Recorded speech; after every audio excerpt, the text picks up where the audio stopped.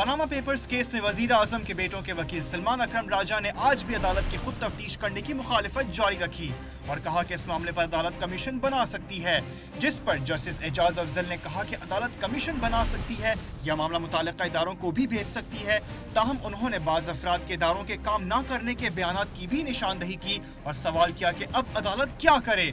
इस पर जस्टिस अजमत सईद शेख ने कहा कि अदालत का वक्त ज़ाय किया जा रहा है, अब तक कोई काम नहीं हुआ। 5 रुकनी लार्जर बेंच के सरबराह जस्टिस आसिफ सईद खोसा ने सलमान अकरम राजा से सवाल किया कि क्या दस्तावेजात ना देना उनकी हिकमत अमली का हिस्सा है। सलमान अकरम राजा ने इसका जवाब नफी में दिया। सलमान अकरम राजा ने दलाइल के दौरान मोज़ैक वाली दस्तावेजात फ्रॉड करके तैयार करने का खदशा भी जाहिर किया। उन्होंने निशानदही की कि मोज़ैक ने अपनी दस्तावेज से लाताल्लुकी का इजहार किया है। मरियम नवाज ने दस्तावेज पर दस्तखत से इनकार किया है, जिस पर जस्टिस एजाज अफजल ने सवाल किया कि ये दस्तावेज कहां से आई। सलमान अकरम राजा ने फिर ख्याल जाहिर किया कि मरियम के बेनिफिशियल मालिक होने की जाली दस्तावेज अदालत में जमा कराई गई है।